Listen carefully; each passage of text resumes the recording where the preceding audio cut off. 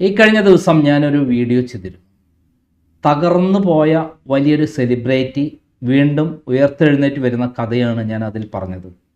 അത് മറ്റാരുമല്ല, ആപ്പിൾഡേയുടെ രാജീവ് ചെറുവാര.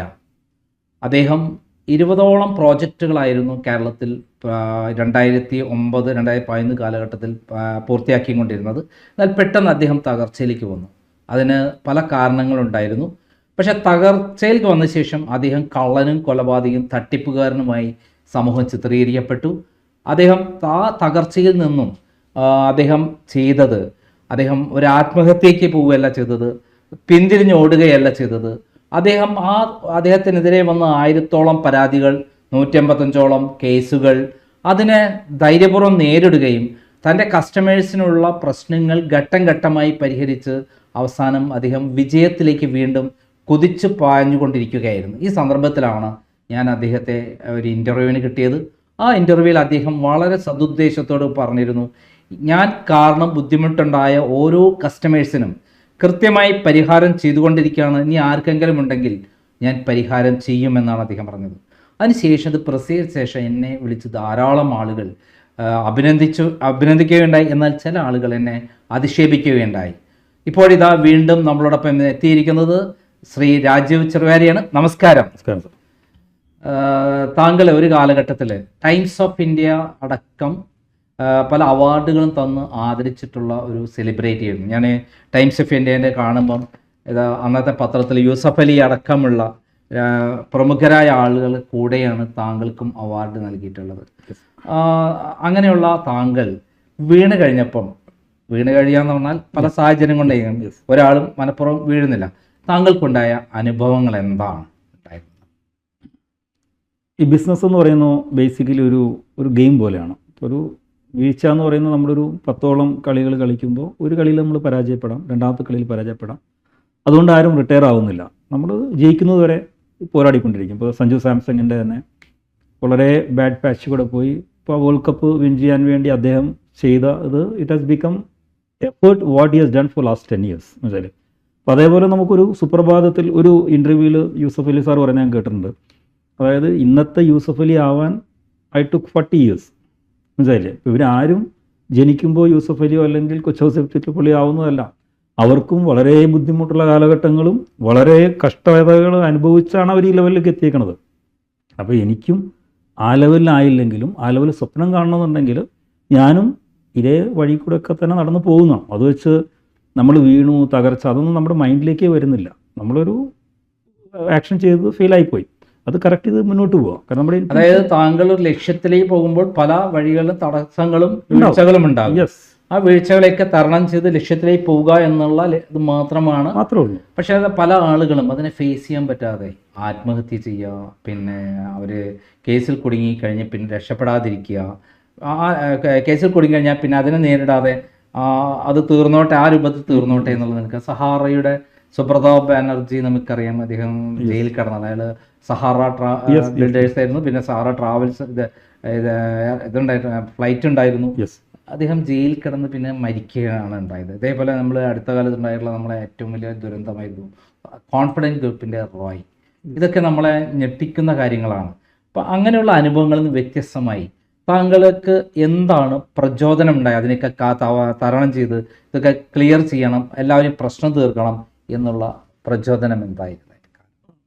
അത് it's very difficult to answer ഈ ക്വസ്റ്റ്യൻ. കാരണം വെച്ചാൽ അതൊരു എങ്ങനെ അവർക്കങ്ങനെ തോന്നി അല്ലെങ്കിൽ എനിക്കിങ്ങനെ തോന്നി എന്നുള്ളത് എനിക്ക് പറയാനില്ല. പലർക്കും അപകടം വരുമ്പോൾ അതിനെ നേരിടാൻ പറ്റാത്ത അവസ്ഥ. താങ്കൾ അതിനെ നേരിട്ട ഒരാളാണ്. അത് മറ്റുള്ളവർക്കെല്ലാം പ്രചോദനം നൽകുന്നതാണ്. ഓക്കെ, ആത്മഹത്യ ഒരു പരിഹാരമല്ല. എല്ലാവരെയും പറ്റിച്ചു പോകുന്നതിന് തുല്യമാണ് ആത്മഹത്യ എന്നത്. പരിഹരിച്ച് ക്ലിയർ ചെയ്ത് മുന്നോട്ട് പോകുന്നുണ്ടെങ്കിൽ എത്ര ആളെ പ്രശ്നങ്ങൾ തീരും. രണ്ടാമത് അതേപോലെ തന്നെ സഹാറയുടെ പ്രശ്നം അതേപോലെ തന്നെ ഉണ്ടായൊരു സംഭവമാണ്. ചിലത് പറ്റിച്ചു കഴിഞ്ഞാൽ രക്ഷപ്പെട്ട് ഞാൻ തൽക്കാലം കേസൊക്കെ എനിക്ക് രക്ഷപ്പെട്ട പിന്നെ പൈസ ഒന്നും കൊടുക്കേണ്ടത്. പക്ഷെ താങ്കൾ അങ്ങനെയല്ല, എൻ്റെ പ്രശ്നം പരിഹരിക്കണം, അത് എന്നെ വിശ്വസിച്ച് വന്ന ആളുകൾക്കെല്ലാം പരിഹാരം ഉണ്ടാവണം എന്നുള്ള നിലപാട് താങ്കൾ വീണ്ടും വീണ്ടും പഴയതിനേക്കാൾ ശക്തമായി മുന്നോട്ട് വരുന്ന കാഴ്ചയാണ് ഇപ്പോൾ കാണുന്നത്. അത് ഒരു പരിധിവരെ ദൈവാധീനമാണ്. കാരണം വെച്ചാൽ നമുക്കങ്ങനെ ചിന്തിക്കാൻ തോന്നുന്നത് ഏതൊരു അദൃശ്യ ശക്തിയും നമ്മളെ സപ്പോർട്ട് ചെയ്യുന്നതുകൊണ്ടാണ്. 2 ഒബ്വിയസ്ലി നമ്മുടെ ഫാമിലി മെമ്പേഴ്സിൻ്റെ, പാരൻസിൻ്റെ, നമ്മുടെ കൂടപ്പിറപ്പുകളുടെയൊക്കെ പ്രാർത്ഥന, പിന്നെ കുറേ ആൾക്കാർ നമ്മൾ ഡിപ്പെൻഡ് ചെയ്ത് നിൽക്കുന്നുണ്ട്. അപ്പോൾ എൻ്റെ തളർച്ചയും എൻ്റെ വളർച്ചയും അവരെ വളരെയായിട്ട് അത് ഇൻഫ്ലുവൻഷ്യൽ ആക്കുന്നുണ്ട്. അപ്പോൾ ഒരു പറ്റം ആൾക്കാർ നമ്മുടെ വളർച്ചയ്ക്ക് വേണ്ടി പ്രാർത്ഥിക്കുമ്പോൾ, അല്ലെങ്കിൽ നമ്മുടെ വളർച്ച കാണാൻ വേണ്ടി ആഗ്രഹിക്കുമ്പോൾ, നമ്മൾ ആ ലക്ഷ്യത്തിലേക്ക് എത്താൻ വേണ്ടി മാത്രമാണ് നമ്മൾ തിങ്ക് ചെയ്യുള്ളൂ. ബാക്കിയുള്ളതൊന്നും, അത് നമുക്കൊരു സ്പോർട്ടിങ് സ്പിരിറ്റാണ്. അതായത് ലൈക്ക് 83 വേൾഡ് കപ്പിൽ നമ്മുടെ ഇന്ത്യ സെമിയിലെത്തുന്നതിന് മുമ്പ് റിട്ടേൺ ടിക്കറ്റ് ബുക്ക് ചെയ്യാൻ വേണ്ടി ഏജൻസിക്ക് മാനേജർ മെയിൽ അയച്ചിട്ടുണ്ടായിരുന്നു. അതായത് ഇന്ത്യ സെമി വരെ എത്തില്ല, റിട്ടേൺ ടിക്കറ്റ് ബുക്ക് ചെയ്യാം. ഇത് ഇന്ത്യൻ ക്യാപ്റ്റൻ കപിൽ ദേവിനും അറിയാം, മെമ്പേഴ്സിനും അറിയാം. ഇന്ത്യ 36 റൺസിന് 6 വിക്കറ്റ് പോയിരിക്കുന്ന സമയത്താണ് കപിൽ ദേവ് 175 അടിക്കുന്നത്. കാര്യം വെച്ചാൽ ആസ് എ ക്യാപ്റ്റൻ ഈ കളി ജയിക്കണം, ബാക്കി ടിക്കറ്റ് ബുക്ക് ചെയ്തോ അല്ലെങ്കിൽ 36 or 6 ആണോ എന്നുള്ളതൊന്നും കപിൽ ദേവിൻ്റെ മൈൻഡിൽ പോകുന്നില്ല. അപ്പോൾ നമ്മുടെ ഒരു ടീം ലീഡ് ചെയ്യുമ്പോൾ നമ്മുടെ ഉദ്ദേശം എന്ന് പറഞ്ഞാൽ ആ ഒരു ലക്ഷ്യത്തിലെത്തുക എന്നുള്ളതാണ്. അപ്പോൾ അതിൽ ഇതൊന്നും നമ്മളെ ബാധകമല്ല. ഇതെല്ലാം തടസ്സങ്ങൾ, അത്രയേ ഉള്ളൂ, ടെമ്പററി. ഈ കഴിഞ്ഞ തവണ നമ്മൾ ഇൻ്റർവ്യൂ എടുത്ത അപ്പോൾ നമുക്ക് എത്ര കേസുകൾ പെൻഡിങ് ഉണ്ടായിരുന്നു, മൊത്തം എത്ര കേസുകൾ ഉണ്ടായിരുന്നു, എത്ര പരാതികൾ ഉണ്ടായിരുന്നു? എനിക്ക് ടോട്ടൽ 1000 പരാതികളും 185 FIR ആണ് ഉണ്ടായിരുന്നത്. അതിൽ എനിക്ക് സാറിനെ കാണുന്ന സമയം എനിക്ക് 32-35 എന്തോ ആയിരുന്നു. ഇനി എനിക്ക് തോന്നുന്നു ഒരു 12-15 കേസുകളാണ് ആകെ നമ്മുടെ ആപ്പിളുടെ പ്രോപ്പർട്ടീസിൻ്റെ പേരിൽ പറഞ്ഞ സമയത്ത് പണി തീർത്തിട്ടില്ല എന്ന് പറയുന്ന 420 ചാർജ് ചെയ്തിട്ടുള്ള കേസുകളുള്ളൂ.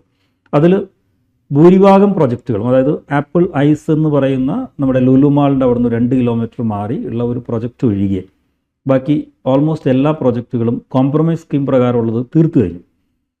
ഇനി തീർക്കാനുള്ളതെന്ന് പറഞ്ഞാൽ ന്യൂ കൊച്ചിയിൽ ഞങ്ങൾക്കൊരു 10-30 ഏക്കറുണ്ട്. അതിൽ പ്ലോട്ട് രജിസ്റ്റർ ചെയ്ത് കൊടുക്കാനുണ്ട്. അതിൽ ഏകദേശം ഒരു 300ഓളം പ്ലോട്ട് നമ്മൾ രജിസ്റ്റർ ചെയ്ത് കൊടുത്തു കഴിഞ്ഞു.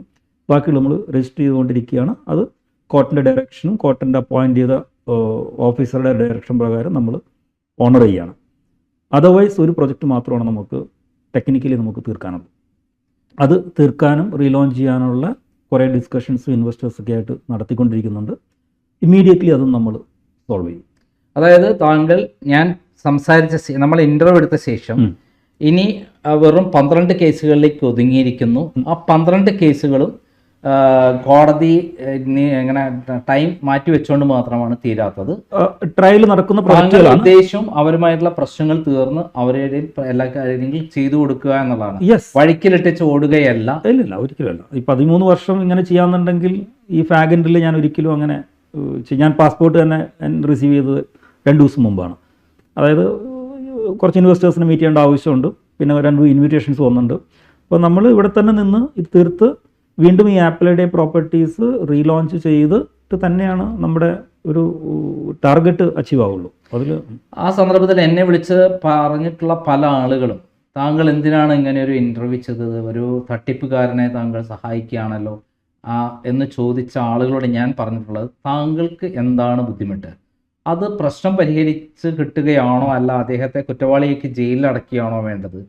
അപ്പോൾ പ്രശ്നം തീർക്കാനാണെങ്കിൽ ഞാൻ അദ്ദേഹത്തോട് വിളിച്ചു പറയാം, എന്നിട്ട് നിങ്ങളെ പ്രശ്നം തീർത്തില്ലെങ്കിൽ ഞാൻ ഇടപെടാം എന്നുള്ളതാണ് പറഞ്ഞിരുന്നത്. ഞാനത് ആലോചിച്ചിരുന്നു. വെച്ചാൽ 13 വർഷത്തിന് ശേഷം എന്നെ ഞാൻ സെലിബ്രിറ്റി സ്റ്റാറ്റസിലുള്ള ഒരു ബിസിനസ്സുകാരനായ സമയത്ത് എല്ലാ മീഡിയയിലും ഉണ്ടായിരുന്നു. ഞാൻ സാറുമായിട്ട് ഇൻട്രാക്ട് പോലും ചെയ്തിട്ടില്ല.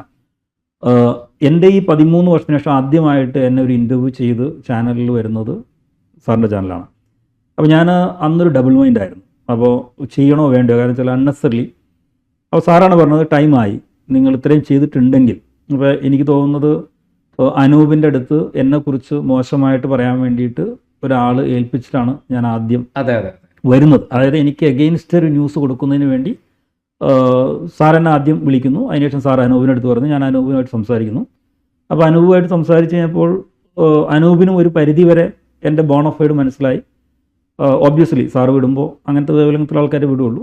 അതിനുശേഷം ഞാൻ സാറിനെ ഒന്ന് കാണുന്നു. അപ്പോൾ എൻ്റെ മനസ്സിൽ സാറിനെ കാണുന്നതിന് മുമ്പ് ഉണ്ടായിരുന്ന വെച്ചാൽ, ഞാൻ തുറന്നു പറയണം, ഒന്നും ഡോണ്ട് ടേക്ക് റോങ് സെൻസ്. അതായത് ഈ കുറ്റം പറഞ്ഞുകൊണ്ട് കാശുണ്ടാക്കുന്ന ഒരു പ്രവണതയുള്ള പല ചാനലുകളും പോലൊരു ചാനലുകളുടെ തെറ്റിദ്ധാരണയായിരുന്നു. I'm really sorry. കാരണം എനിക്കും അറിയാം, സാറിന് അറിയാം, ഞാൻ 5 പൈസ പോലും സാറിന് തരാതെയാണ് സാർ എൻ്റെ ബോണഫൈഡ് ഇപ്പോൾ ജനങ്ങളുടെ അടുത്ത് പറയുന്നത്. അപ്പോൾ ഞാൻ ഉദ്ദേശിച്ചത് ഇതൊരു ബുദ്ധിമുട്ടാണ്. പക്ഷെ വന്ന് കണ്ട് സാറ് ചെയ്യണമെന്ന് പറഞ്ഞപ്പോൾ ഞാൻ ഡബിൾ മൈൻഡിലായിരുന്നു. പക്ഷെ അത് ചെയ്തതിന് ശേഷം എനിക്ക് പിന്നെയും വിഷമം വന്നു. കാരണം വെച്ചാൽ കുറേ കമൻസുകൾ നല്ലതാണ്. അതിൽ 1-2 കമൻസുകൾ സാറിനെ കുറിച്ച് കുറ്റം പറയണം. മിസ്റ്റർ നന്ദകുമാർ, നിങ്ങൾ ജെനുവിനാണ്, നിങ്ങൾ എന്തിനാണ് ഈ തട്ടിപ്പുകാരെ പ്രൊമോട്ട് ചെയ്യുന്നത്, you have done A mistake, അങ്ങനെ 3-4 കമൻറ്റുകൾ. ഞാനുമായിട്ട് അസോസിയേറ്റ് ചെയ്യുന്ന ഒരാൾക്ക് ഞാൻ കാരണം ഒരിക്കലും സ്വപ്നത്തിൽ പോലും ബുദ്ധിമുട്ട് വരരുത് എന്ന് ഉദ്ദേശിക്കുന്ന ആളാണ് ഞാൻ. അപ്പോൾ സാർ എനിക്ക് വേണ്ടി ഒരു ഇൻ്റർവ്യൂ ചെയ്തിട്ട് സാറിൻ്റെ ബോണഫൈഡിനെ കുറിച്ച് ചോദിച്ചപ്പോൾ എനിക്കത് കുറച്ച് പെയിൻഫുള്ളായി. അപ്പോൾ അതിനുശേഷം ഞാൻ ഇതിൽ ഈ മെസ്സേജസൊക്കെ നോക്കിക്കഴിഞ്ഞപ്പോൾ 1-2 മെസ്സേജസിന് നമ്മുടെ ഓഫീസിൽ നിന്ന് റിപ്ലൈ അയച്ചു, you give the phone number, we will get back to you. പിന്നെ അത് മനസ്സിലായി അതെല്ലാം ഫേക്ക് ഐ ഡിന്ന് ആൾക്കാർ ഈ ജനങ്ങളെ കാണിക്കാൻ വേണ്ടി ചെയ്യുന്ന മെസ്സേജാണെന്ന് മനസ്സിലായി. പിന്നെ എനിക്ക് വിഷമമുണ്ടായിരുന്നത് സാറിനത് മോശമായിട്ട് ഫീൽ ചെയ്തിട്ട് ചിലപ്പോൾ നിങ്ങളത് ഡിലീറ്റ് ചെയ്യോ അല്ലെങ്കിൽ ഇനി എന്നെ വിളിക്കില്ല എന്നായിരുന്നു. പക്ഷേ രണ്ടാമത് സാറ് വിളിച്ച് നമുക്ക് അതിൻ്റെ ഒരു കണ്ടിന്യൂഷൻ കൂടി ചെയ്യണം, വേർ വി സ്റ്റാൻഡ് എന്ന് പറഞ്ഞപ്പോൾ ഐ വാസ് റിയലി സർപ്രൈസ്ഡ്. കാരണം വെച്ചാൽ സാർ എടുക്കുന്ന തീരുമാനത്തിൽ ഉറച്ചു നിൽക്കുന്ന ആളാണെന്നും അത് പഠിച്ച് ചെയ്യുന്ന ആളാണെന്നും കാശിന് വേണ്ടി ചെയ്യുന്ന ആളല്ല എന്നും എനിക്ക് അത് വളരെ ക്ലിയറായി. അപ്പോൾ ഇത് ഞാൻ പലർക്കും അയച്ചു കൊടുത്തപ്പോഴാണ് സാർ എന്ന് പറഞ്ഞ പോലെ ഇത്രയും കാര്യങ്ങൾ ഞാൻ ചെയ്തിട്ടുണ്ട്, അതായത് 1000-ഓളം ഫ്ലാറ്റുകൾ ഈ പ്രശ്നത്തിന് ശേഷം കംപ്ലീറ്റ് ചെയ്ത് കോംപ്രമൈസ് സ്കീമിൻ്റെ ഭാഗമായിട്ട് തീർത്തിട്ടുണ്ട് എന്ന് പലർക്കും, ഇൻക്ലൂഡിങ് എൻ്റെ നൈബേഴ്സ്, ഫ്രണ്ട്സ്, കസ്റ്റമേഴ്സ് ഒക്കെ മനസ്സിലായതാണ്. അത് വളരെ യൂസ്ഫുൾ ആയിരുന്നു ആ ഒരു വീഡിയോ. അതിനുശേഷം കുറേ ചാനലുകാർ എന്നെ വിളിച്ചിട്ടുണ്ട്, പക്ഷെ ഞാനൊന്നും കൊടുത്തിട്ടില്ല. കാരണം വെച്ചാൽ ലൈക്ക് അതൊന്ന് സ്റ്റഡി ചെയ്തിട്ട് കൊടുക്കാമെന്ന് വിചാരിച്ചിട്ടാണ്.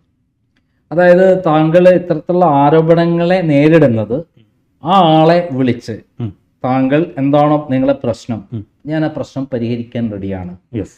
കാരണം ഞാൻ എ ഡേ എന്നുള്ള പ്രോജക്റ്റ് കൊണ്ടുവന്നു, ചില സാഹചര്യങ്ങളിൽ സാമ്പത്തിക ബുദ്ധിമുട്ടോ മറ്റുള്ള കാര്യങ്ങൾ കൊണ്ട് എനിക്ക് സമയബന്ധിതമായി പൂർത്തീകരിക്കാൻ പറ്റിയില്ല എന്നുള്ളത് മാത്രമാണ് എൻ്റെ തെറ്റ്.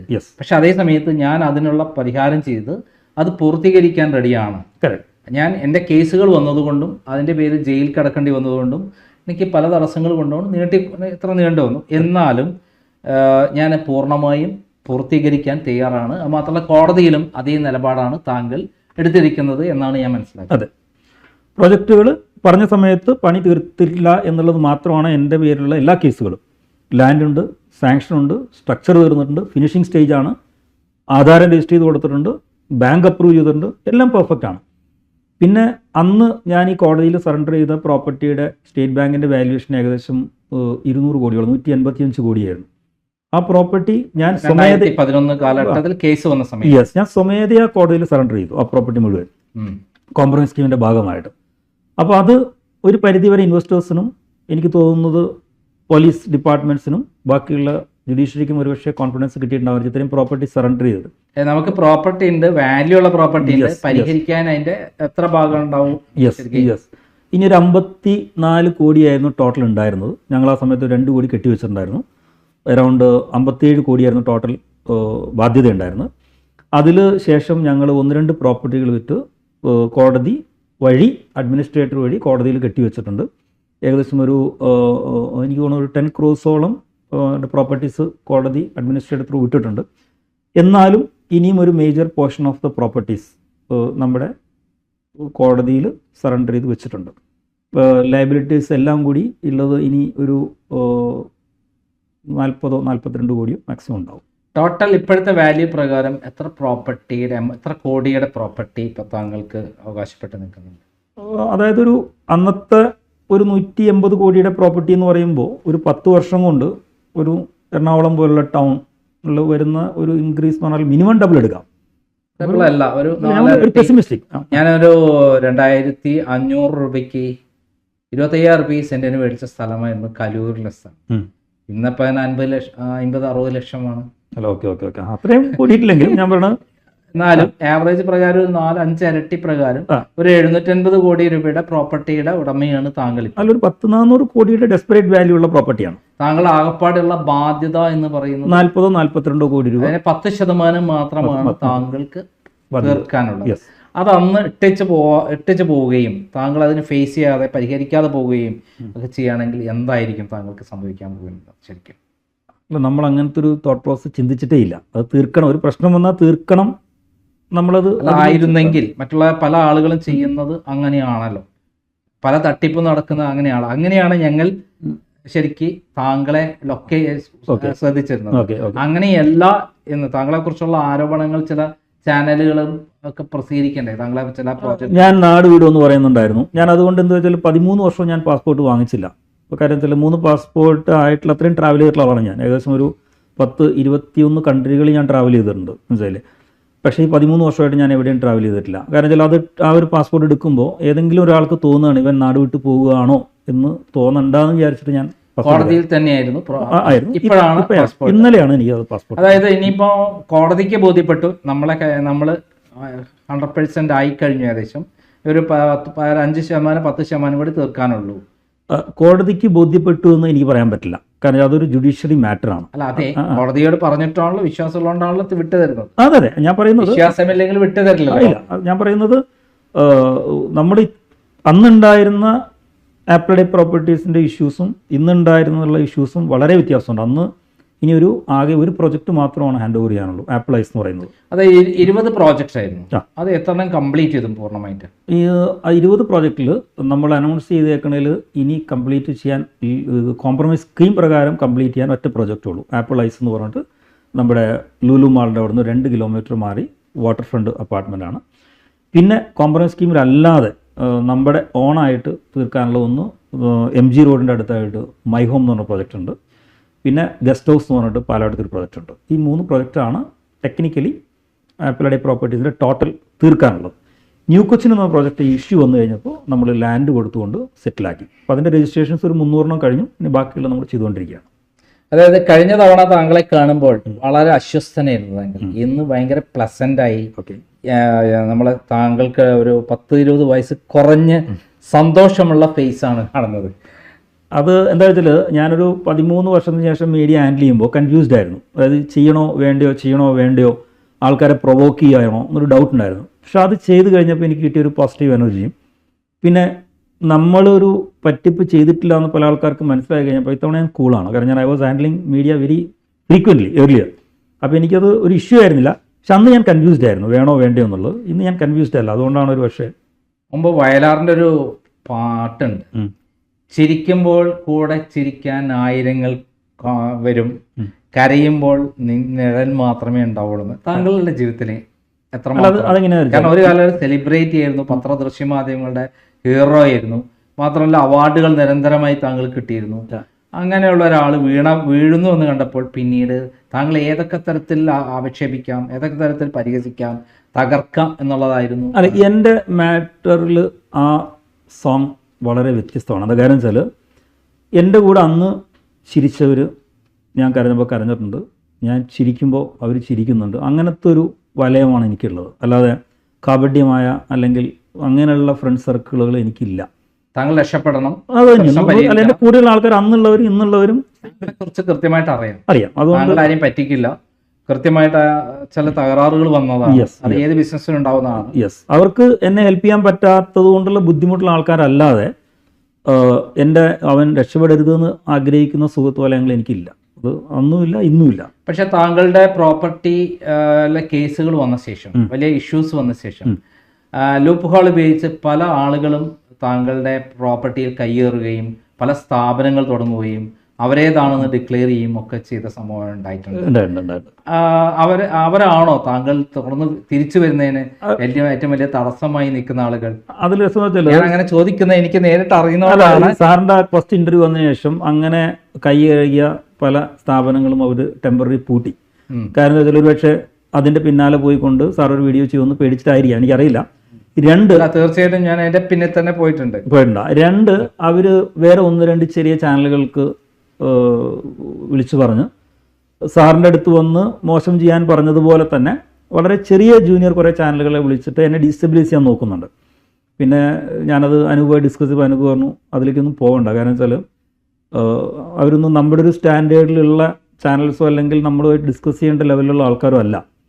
അപ്പോൾ എനിക്കും തോന്നി, കാരണം വെച്ചാൽ ഒരുപക്ഷെ കാശിന് വേണ്ടിയായിരിക്കാം, അല്ലെങ്കിൽ ഈ ഡെസ്പിറേഷൻ കൊണ്ട് നമ്മുടെ ശത്രുക്കൾ പിന്നെ എന്തെങ്കിലും ചെയ്യുന്നതായിരിക്കാം. അത് നമ്മൾ 13 വർഷമായിട്ട് ബോധേഡല്ല. അപ്പോൾ ഇപ്പോൾ ഞാൻ ഒട്ടും ലീസ്റ്റ് ബോധേഡാണ്.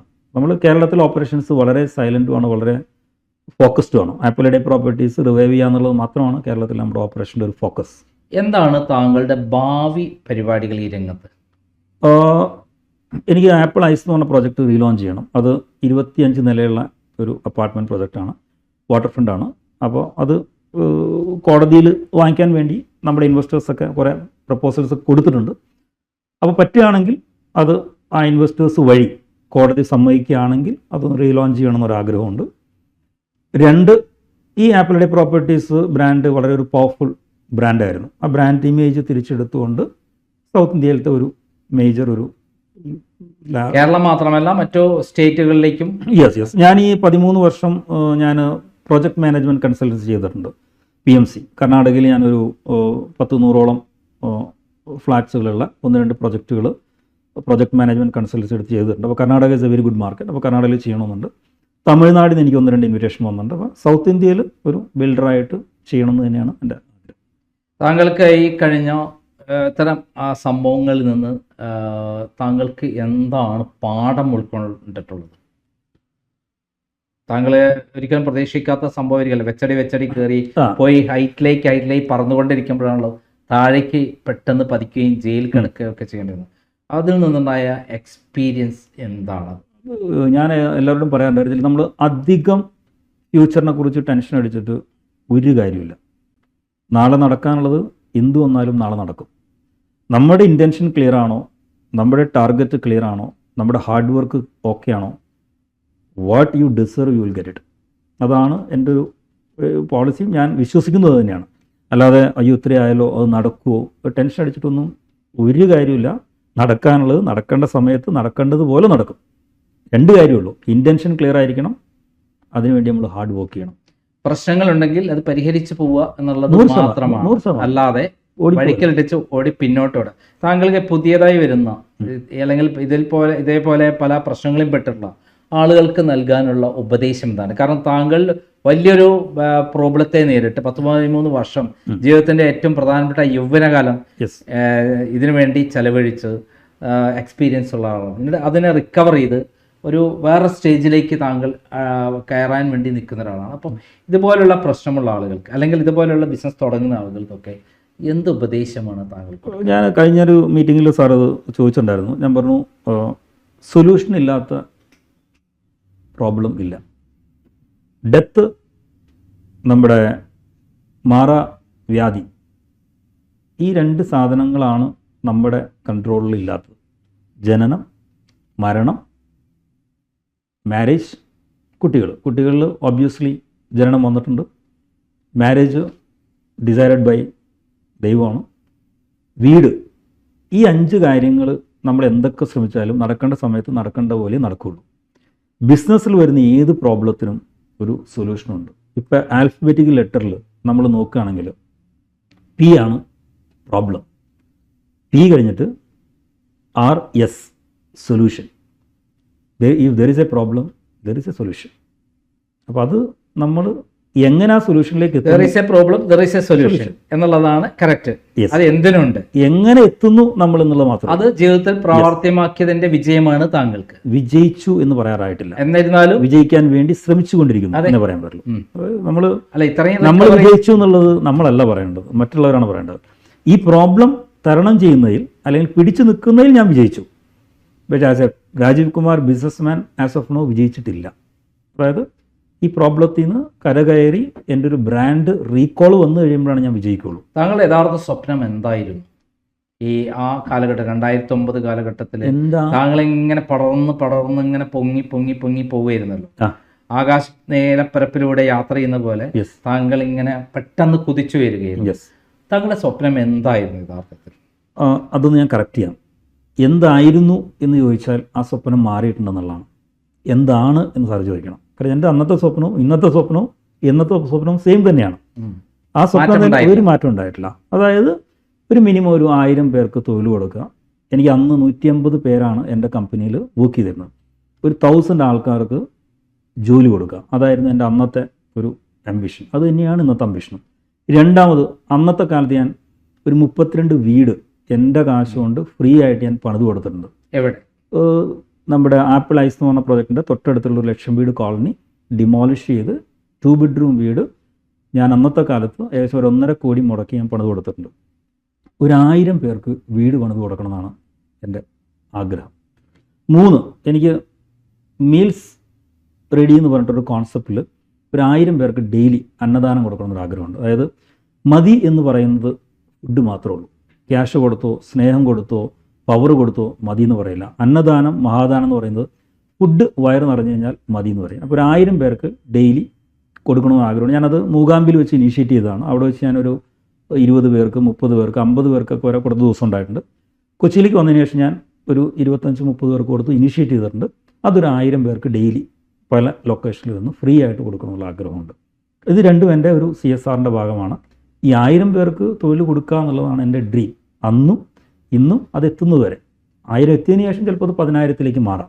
അതായത് ബിസിനസ് വളർന്ന ഇപ്പം താങ്കൾ വളരുന്നതോടൊപ്പം താങ്കൾ ആയിരങ്ങൾക്ക് അവർ ജീവിതം സുരക്ഷിതമായ ജീവിതം കൂടിയാണ് താങ്കൾ ലക്ഷ്യമിടുന്നത്. നമ്മുടെ എന്ത് വന്നാലും അത് ഒരു CSRൻ്റെ ഭാഗമായിട്ട് പൊക്കോളും. അതൊരു വളരെ നെഗ്ലിജിബിളാണ്. 1000 വീട് എന്ന് പറയുമ്പോൾ നമ്മൾ വലിയ ഫ്ലാറ്റല്ല, ഒരു 1 BHK പോലെയുള്ള ഒരു ചെറിയൊരു വീട് പണിത് കൊടുക്കണം എന്നാണ് എൻ്റെ ഒരു ആഗ്രഹം.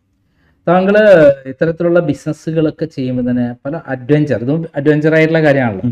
പല അഡ്വഞ്ചറും ലോകത്തിൽ ചെയ്ത സംഭവങ്ങളും എൻ്റെ ശ്രദ്ധയിൽപ്പെട്ടിട്ടുണ്ട്. താങ്കൾക്ക് ഗിന്നസ് ബുക്ക് റെക്കോർഡിൽ പേരുള്ള ഒരാളാണ്. അതെന്തായിരുന്നു ശരി? ഞാൻ ഒരു സ്റ്റാറുമായി ബന്ധപ്പെട്ട ഞങ്ങളൊരു ന്യൂ ഇയറിന് 2009 തോന്നുന്നു. 2009 നമ്മളൊരു ക്രിസ്മസ് സമയത്ത് നമ്മൾ ഒരു ഇന്നോവേറ്റീവായിട്ട് എന്തെങ്കിലും ചെയ്യാമെന്ന് പ്ലാൻ ചെയ്തു. അപ്പോൾ അങ്ങനെ നോക്കുമ്പോൾ അന്ന് ഇന്നത്തെ പോലെ നമ്മുടെ ഡിജിറ്റൽ മാർക്കറ്റിങ്ങോ അല്ലെങ്കിൽ സോഷ്യൽ മീഡിയ ഒന്നും ആക്റ്റീവ് അല്ല. അപ്പോൾ അന്ന് എൻ്റെ ഉണ്ടായിരുന്ന ഒരു സെക്രട്ടറിയോട് ഞാൻ പറഞ്ഞു, ഗിന്നസിൻ്റെ ഓണറുടെ നമ്പർ എടുക്കാൻ പറഞ്ഞു. ഗ്രേക്ക് എന്നാണ് അദ്ദേഹത്തിൻ്റെ പേര്. അദ്ദേഹത്തെ വിളിച്ചിട്ട് ഞാൻ പറഞ്ഞു 101 അടിയുള്ള ഒരു സ്റ്റാർ നമ്മൾ ഉണ്ടാക്കാൻ പോവാണ്. അമേരിക്കയിലുള്ള 67 ഫീറ്റുള്ള സ്റ്റാറായിരുന്നു വേൾഡ് റെക്കോർഡ്. അപ്പോൾ എനിക്കതിനൊരു സർട്ടിഫിക്കറ്റുമായിട്ട് ന്യൂ ഇയറിന് വരണമെന്ന് പറഞ്ഞു. അപ്പോൾ അദ്ദേഹം ചിരിച്ചുകൊണ്ട് പറഞ്ഞു, ഞങ്ങൾക്കൊരു ദിവസം ഒരു 200-300 ആപ്ലിക്കേഷൻ വരും. ഒരാഴ്ചയിൽ ഞങ്ങൾ റിവ്യൂ ചെയ്യും. 6 മാസം കഴിഞ്ഞിട്ട് ഞങ്ങൾ വരും. അപ്രൂവലൊക്കെ എടുത്ത് ഇതാണ് അതിൻ്റെ പ്രൊസീജിയർ. നിങ്ങൾ വിളിക്കുന്നത് 25-ാം തീയതി, 1-ാം തീയതി വരാനാണ് പറഞ്ഞത്. അപ്പോൾ ഞാൻ അദ്ദേഹത്തിനോട് പറഞ്ഞു, സാറ് കേരളത്തിൽ വന്നിട്ടുണ്ടോ എന്ന് വെച്ചു. അപ്പോൾ അദ്ദേഹം ഇല്ല വന്നു. It's a very beautiful place, it's God's own country. Sir new year celebrate ചെയ്യാൻ വരിക, entire ticket my company will sponsor. Sir വരുമ്പോൾ ഒരു സർട്ടിഫിക്കറ്റായിട്ട് വരിക, വന്നിട്ട് ഈ പറയുന്ന മെഷർമെൻറ്റിന് യു ഗീവ് ദ സർട്ടിഫിക്കറ്റ്. അപ്പോൾ അദ്ദേഹം ഒരു സ്റ്റേറ്റ്മെൻറ്റ് പറഞ്ഞു, I'm with Guinness world record for more than 10 years. എൻ്റെ ലൈഫിൽ ആദ്യമായിട്ടാണ് ആൾ ഇങ്ങനെ സംസാരിക്കുന്നത്. യു ബുക്ക് മൈ ടിക്കറ്റ് എന്ന് പറഞ്ഞു. അങ്ങനെ അദ്ദേഹം സർട്ടിഫിക്കറ്റുമായിട്ട് വന്നു, മെഷർ ചെയ്തു. ന്യൂ ഇയർ ഞാൻ അദ്ദേഹമായിട്ട് സ്പെൻഡ് ചെയ്തു. And my name is still there in the Guinness world record. 101 അടി, അതായത് ക്രിസ്തുവിൻ്റെ ജനനം മുതൽ ഉയർത്തെഴുന്നേൽപ്പ് വരെയുള്ള എല്ലാ പിക്ചറുകളും ചെയ്തുകൊണ്ടാണ് ആ സാധനം ചെയ്തത്. അപ്പം അത്തരത്തിലുള്ള കാര്യങ്ങളൊക്കെ ചെയ്യുന്ന താങ്കളുടെ ക്വാളിഫിക്കേഷൻ എന്താണ്? അക്കാഡമിക് ക്വാളിഫിക്കേഷൻ എന്താണ്? മറ്റു പ്രാക്ടിക്കൽ നോളജ് എന്തൊക്കെയാണ്? ബേസിക് ഞാൻ BCom സീക്രട്ട് കോളേജ് തേവര എന്നാണ്. തേവര പ്രോഡക്റ്റാണ്. അതിനുശേഷം ഞാൻ പോസ്റ്റ് ഗ്രാജുവേഷൻ മാർക്കറ്റിംഗ് ചെയ്തു. അതിനുശേഷം ഞാൻ കൺസ്യൂമർ ബിഹേവിയറിൽ റിസർച്ച് ചെയ്തു. കൺസ്യൂമർ ബിഹേവിയറിൽ ഞാൻ ഡോക്ടറേറ്റ് എടുത്തിട്ടുണ്ട്. അതിനുശേഷം റീസെൻ്റ്ലി എനിക്ക് ഓണററി ഡോക്ടറേറ്റ് ചെന്നൈ എന്നൊരു യൂണിവേഴ്സിറ്റി സ്പോർട്സ് മാനേജ്മെൻറ്റ് തന്നു. കാരണം ഇത്രയും ആൾക്കാരെ കോർഡിനേറ്റ് ചെയ്തുകൊണ്ട് എനിക്ക് സ്പോർട്സ് മാനേജ്മെൻറ്റിന് ഒരു ഓണറി ഡോക്ടറേറ്റ് കിട്ടി. ആദ്യത്തെ ഡോക്ടറേറ്റ് കൺസ്യൂമർ ബിഹേവിയറിൽ എടുത്തതാണ്. ഇത് ഓണറി ഡോക്ടറേറ്റ് ആണ്. ഇത് കൂടാതെ ഞാൻ IIM നിന്ന് കാശിപ്പൂരിൽ നിന്ന് ഡിജിറ്റൽ മാർക്കറ്റിങ്ങിൽ പോസ്റ്റ് ഗ്രാജുവേഷൻ എടുത്തിട്ടുണ്ട്. ഇതാണ് എൻ്റെ ക്വാളിഫിക്കേഷൻ. പിന്നെ ഒബ്വിയസ്ലി നമ്മുടെ എക്സ്പീരിയൻസ് തന്നെ. ഞാൻ ഓൾമോസ്റ്റ് 15 വർഷം വർക്ക് ചെയ്തിട്ടുണ്ട്, 15 വർഷം ബിസിനസ് ചെയ്തിട്ടുണ്ട്. അപ്പോൾ I M N employee as well as an employer. താങ്കൾ പറഞ്ഞിട്ടുള്ള ഒരു പ്രധാനപ്പെട്ട ഒരു കാര്യം എൻ്റെ ഓർമ്മയിലുള്ളത്, താങ്കളുടെ പ്രചോദനം എന്ന് പറയുന്നത് താങ്കളുടെ ഫാദർ ആയിരുന്നു എന്ന്. എന്താണെന്നും കൂടെ പറയാനുള്ളത്? അല്ല, father was not qualified, 8th standard ഉണ്ടായിരുന്നുള്ളൂ. അപ്പോൾ അദ്ദേഹം ഈ was a very basic employee. Initially ഡ്രൈവറായിരുന്നു, പിന്നെ ഒരു ഫാക്ടറി എംപ്ലോയി ആയിരുന്നു. പക്ഷേ 8ാം ക്ലാസ് ക്വാളിഫിക്കേഷനുള്ള അച്ഛൻ്റെ ടാർഗറ്റ് എന്ന് പറഞ്ഞാൽ ഗിവ് ഗുഡ് എഡ്യൂക്കേഷൻ ടു പിള്ളേർക്ക് നല്ല എഡ്യൂക്കേഷൻ കൊടുക്കണം. അതുകൊണ്ട് 3 പേരും റീസണബിളി ഗുഡ് ക്വാളിഫൈഡ് ആയി. അപ്പോൾ അദ്ദേഹത്തിൻ്റെ ടാർഗറ്റ് എന്ന് പറഞ്ഞാൽ അന്നും നമ്മൾ എക്സാം എഴുതി പാസ്സായി റിസൾട്ട് വരുന്നവരെയും എഡ്യൂക്കേഷൻ മാത്രമായിരുന്നു അദ്ദേഹത്തിൻ്റെ ഫോക്കസ്. ആൻഡ് അദ്ദേഹത്തിൻ്റെ വേൾഡ് എന്ന് പറയുന്നതും ഞങ്ങളുടെ ഈ ഫാമിലി മാത്രമായിരുന്നു. And is one of the most successful person in the world. Because സ്വന്തമായ വീട് വിതൗട്ട് എനി ലയബിലിറ്റി, പിള്ളേർ, അവരുടെ മാരേജ്, അവരുടെ കുട്ടികൾ, അങ്ങനെ വെച്ച് നോക്കുമ്പോൾ is one of the luckiest person in all respect. അപ്പോൾ അതുകൊണ്ട് obviously is a role model, no doubt about it. നമ്മൾ കഴിഞ്ഞ ഇൻ്റർവ്യൂ വന്ന ശേഷം ധാരാളം ആളുകൾ കംപ്ലൈൻറ്റ് പറഞ്ഞു. അപ്പം കംപ്ലൈൻറ്റ് പറഞ്ഞ ആളുകൾ തന്നെ ഞാൻ പിന്നീട് മനസ്സിലാക്കിയത് താങ്കളുടെ പ്രോപ്പർട്ടി പ്രശ്നം തീരാതെ നിൽക്കണം എന്ന് ആഗ്രഹിക്കുന്ന ചില തട്ടിപ്പ് വീരന്മാരാണ് അതിൻ്റെ പിന്നിലുള്ളത്. അവരെക്കുറിച്ച് ഞാൻ കൃത്യമായിട്ട് വേറെ വീഡിയോ ചെയ്യുന്നുണ്ട്. കാരണം എനിക്ക് സാറ് ചെയ്യേണ്ട എൻ്റെ റിക്വസ്റ്റ് ആണ്, വീഡിയോ അല്ല ചെയ്യേണ്ടത്.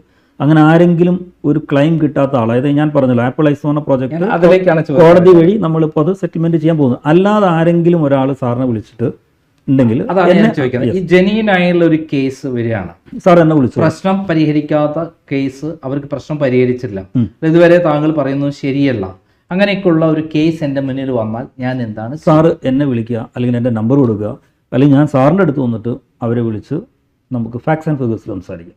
ഇപ്പോൾ കഴിഞ്ഞ ദിവസം തന്നെ ഏതൊരു യൂട്യൂബ് ചാനലുകാരൻ എൻ്റെ പരിചയത്തിലുള്ള ആളെ വിളിച്ചിട്ട് പറഞ്ഞു നിങ്ങളുടെ പേരിൽ കാശ് വാങ്ങിക്കുന്നുണ്ട്. അപ്പോൾ അങ്ങനെയുള്ള റൂമേഴ്സാണ്, ഞാൻ പറയാൻ ആഗ്രഹിക്കുന്നില്ല ആരാണോ എന്താണോ എന്ന്. അപ്പോൾ അത് ഡീസ്റ്റബിലൈസ് ചെയ്യാൻ വേണ്ടി പലരും ചെയ്യുന്നു. അങ്ങനെ ആരെങ്കിലും വിളിച്ചാലും സാർ എന്നെ വിളിച്ചോളൂ, സാറിന് അറിയാലോ, സാർ ആദ്യം എന്നെ വിളിക്കുമ്പോൾ ഞാൻ പറഞ്ഞു എപ്പോഴാണ് മീറ്റ് ചെയ്യാൻ പറ്റുന്നത് വെച്ചാൽ. കാരണം വെച്ചാൽ നമ്മൾ ഈ പ്രോബ്ലം ഞാൻ എപ്പോഴും പറയാറുണ്ട്, നമ്മളൊരു മെസ്സേജ് ഒരു 10 മെസ്സേജിന് ഈക്വലൻ്റ് ആണ് ഒരു വാട്സാപ്പ്, 10 വാട്സാപ്പിന് ഈക്വലൻ്റ് ആണ് ഒരു കോള്, 10 കോളിനൊരു ഈക്വലൻ്റ് ആണ് ഒരു പേഴ്സണൽ മീറ്റിംഗ്, ഒരു 1000 പേഴ്സണൽ മീറ്റിങ്ങിന് ഈക്വലൻ്റ് ആണ് ഒരു ട്രാവൽ. അത് ഖുറാനിൽ പറയുമല്ലോ, അതായത് ഒരാളെ മനസ്സിലാക്കുന്നുണ്ടെങ്കിൽ ഒന്നുകിൽ അയാളുടെ കൂടെ യാത്ര ചെയ്യണം, അത് അല്ലെങ്കിൽ സാമ്പത്തിക ഇടപാട് നടത്തണം. അപ്പോൾ ഇങ്ങനെയാണ് ആ ഒരു ബന്ധം വരുന്നത്. ഇപ്പോൾ സാർ പറഞ്ഞല്ലോ ആദ്യത്തെ ഇൻ്റർവ്യൂവിൽ ഞാൻ അത്രയും കംഫർട്ടായിരുന്നില്ല, കുറച്ചും കൂടി കംഫർട്ടാണ്. ഒന്ന് നമ്മുടെ ഫസ്റ്റ് മീറ്റിംഗ് ആണെന്ന്, പിന്നെ സാറിനെ കുറിച്ചുള്ള എൻ്റെ മനസ്സിലുള്ള തെറ്റായ ധാരണകൾ മനസ്സിലായില്ലേ, രണ്ടും ഇപ്പോൾ ഞാൻ കുറച്ചും കൂടി ഈസിയായി. കാരണം വെച്ചാൽ നിങ്ങൾ എന്താണെന്ന് ഇപ്പോൾ എനിക്ക് ഏകദേശം, എൻ്റെ ലക്ഷ്യവും താങ്കളുടെ ലക്ഷ്യം ഒന്നാണ്. ഒരു പ്രശ്നം വന്ന ആളാണ് താങ്കൾ. താങ്കൾ പ്രശ്നം പരിഹരിക്കുന്നുണ്ടെങ്കിൽ താങ്കളെ കൂടെ നിൽക്കേണ്ട ഉത്തരവാദിത്വം നമുക്കുണ്ട്. അതേസമയം താങ്കൾ പ്രശ്നം പരിഹരിക്കാതെ തട്ടിപ്പുമായി നടക്കുകയാണെങ്കിൽ താങ്കളെ പൊതുസമൂഹത്തിൽ തുറന്നു കാണിക്കേണ്ട ഉത്തരവാദിത്വമുണ്ട്. അത് രണ്ടും തന്നെയാണ് ഞങ്ങൾ ചെയ്യുന്നത്. എന്നോട് അനൂപ് എന്നെ കണ്ടപ്പോൾ തന്നെ പറഞ്ഞു, ജെനുവൻ ആയിട്ടുള്ള കേസ് ആണെങ്കിൽ സാറ് കൂടെ നിന്ന് ഇനി ജെനുവിൻ അല്ലാന്നുണ്ടെങ്കിൽ നിങ്ങൾ പുള്ളി യൂസ് ചെയ്ത വീട് എങ്ങനെയാണ്, 100 കോടി കൊടുത്താലും പുള്ളി കൂടെ നിൽക്കില്ല.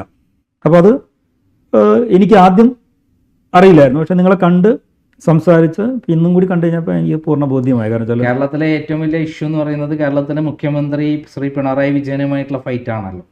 അദ്ദേഹത്തിൻ്റെ വാർത്ത പബ്ലിഷ് ചെയ്തതിനു ശേഷം എനിക്ക് 25 കോടി തരാമെന്ന് പറഞ്ഞ് ഓഫർ ചെയ്തിട്ട് അതിന് വഴങ്ങാത്ത ഒരാളാണ് ഞാൻ. അതിനല്ല 10,000 കോടി തന്നാലും ഒരു ഇഷ്യൂ അത് സത്യമാണെങ്കിൽ അതിൻ്റെ കൂടെ നിൽക്കുക എന്നുള്ളതാണ്.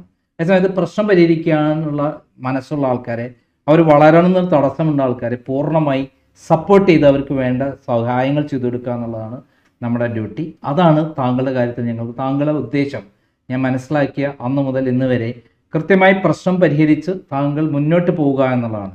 വഴിക്കലിടിച്ച് ആരെയും പറ്റിക്കുക എന്നുള്ളത് താങ്കളുടെ ജീവിതത്തിൽ ഉള്ള കാര്യമല്ല, അങ്ങനെയല്ല.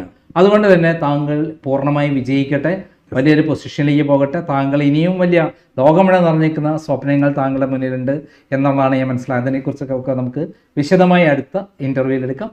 അതുവരെ നന്ദി, നമസ്കാരം. നമസ്കാരം സർ, താങ്ക് യു.